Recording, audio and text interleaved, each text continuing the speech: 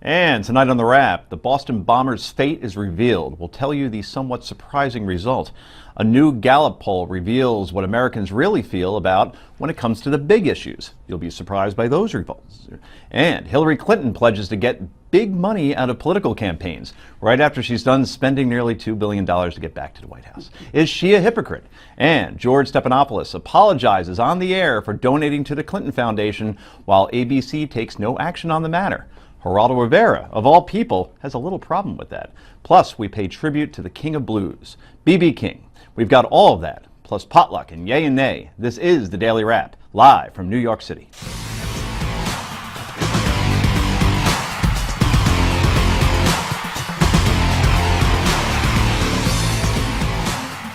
And welcome to the show, everybody. I'm Joe Concha, joined by SiriusXM radio host and Forbes.com columnist. He is my co-host, Rick Unger. He is.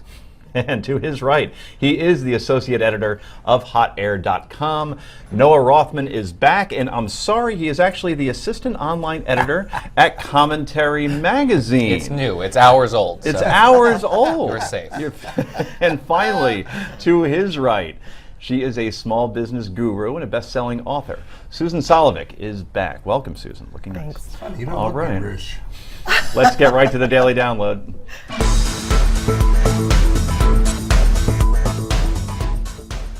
And the sentence is death for Boston Marathon bomber Dzhokhar Tsarnaev.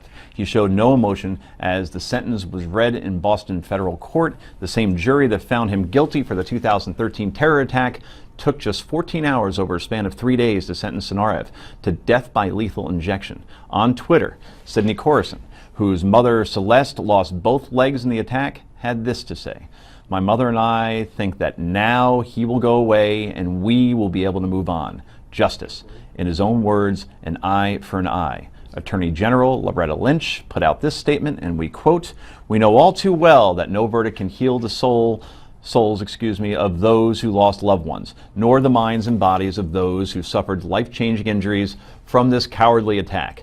But the ultimate penalty is a fitting punishment for this horrific crime, and we hope that the completion of this prosecution will bring some measure of closure to the victims and their families." At 21, Tsarnaev becomes the youngest person to sit on death row. Massachusetts Governor Charlie Baker hopes the sentence can now offer families some closure. First of all, I want to start by thanking the jury and thanking the judicial system. And I especially want to thank all the families that were affected by this terrible act of terrorism for their fortitude and their persistence in seeing their way all the way through this. Now, Massachusetts does not have a death penalty, and just last month a poll showed that Boston residents were overwhelmingly against the death penalty for Tsarnaev. According to the Boston Globe, 2 out of 3 say he should have been sentenced to life in prison without parole. So I want to get your take on all this. Do you think the jury, Rick, having a law degree yourself, made the right decision in the death penalty? Well, there's no right or wrong. I mean, the jury had a choice they could legally make, and they made their choice. I will tell you, it's a choice that absolutely shocked me.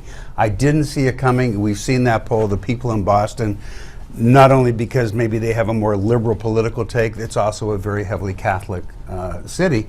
I really did not expect these jurors to go in this direction, but they did, and that's what they're allowed to do, and now we will spend a great many years watching appeals unfold. Yeah, I wanted to ask you about that. It was unanimous, by the way. It so was. This wasn't like, so in terms of the appeal, is the strategy that, okay, since this trial was held in Boston, in other words, with the Oklahoma City bombing, that trial was held in Denver because they didn't think they get a fair trial in Oklahoma City, but it was held in Boston. Is that what the defense says, that we couldn't get a fair trial here? It'll be the key. There'll be a number of things that will be appealed.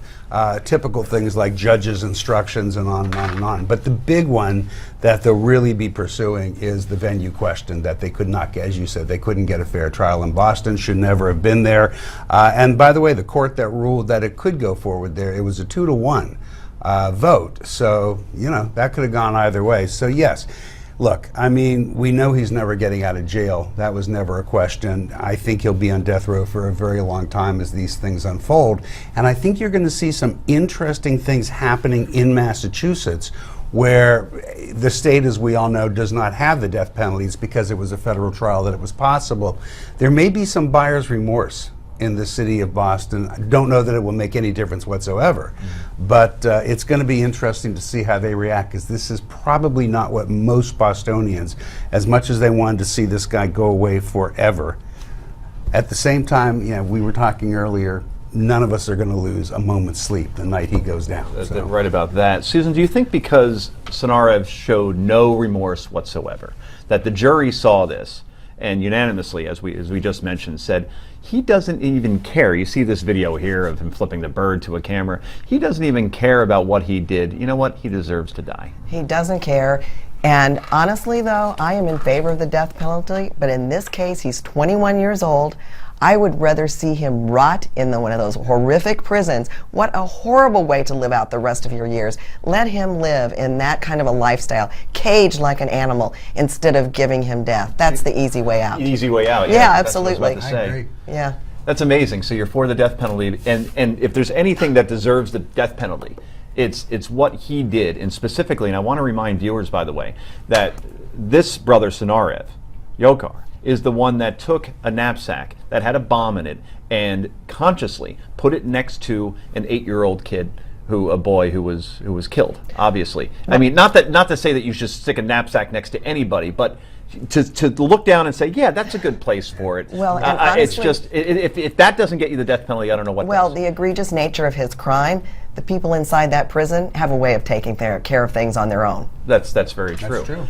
In terms of punishment, lethal injection. Rick brought this up before.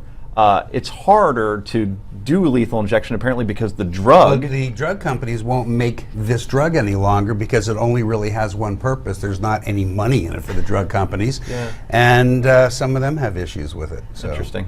Noah, your thoughts on everything that transpired today? Well, one of the things that I think kind of gets lost in the discussion of post-sentencing is the fact that we're bringing this up, we're comparing it to the Oklahoma City bombing, the Aurora Theater massacre. One of the things that we're forgetting here is this was an act of Islamist terrorism.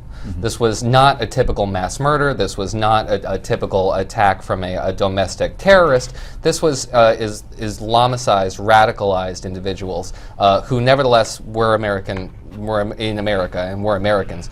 We're executing an act of terrorism in the name of Islamic radicalism. That's something that has taken on a different element in the post 9/11 era, and as a result, I think we're treating this differently, and we probably should be treating it differently than you would a typical criminal act. It's interesting that you bring it up that way, it's and an maybe you're about to interesting make the same point, Rick, Go ahead. that I don't hear many media accounts say Islamic terrorists, right, Dzhokhar Tsarnaev, was sentenced to death today. I just hear Dzhokhar Tsarnaev. No, you In don't other words, hear a that lot of connection's not because made. now we're having this really the self-serving debate over how we feel about the death penalty, and it really isn't about the nature of this global effort to combat Islamic radicalism. This is just one front in that battle. That has been really lost in this debate. Because But I will say this, though. I mean, it's a great point, and you're right. It has been lost.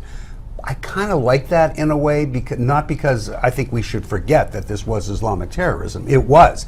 But I like that our American system of justice doesn't focus on that. We're not going to kill you quicker for that reason than we would kill you for another reason. Justice is justice. I think that speaks very I don't well think of it's a us. legal argument per se. I think, though, I think the fact that we don't point out for what it is, then sort of removes the immediacy of the overall threat in this Apparently country. not, though, because well, I think it does. I think it's sort of like something happens and then we all scurry around and say, oh my gosh, the sky is falling. And then 6 months later, it dies down and we go back to our way of doing things. So I think the constant ability to point out and call it what it is important. Maybe. Rick, last word. As far as you say, the appeals will take years. Why is that?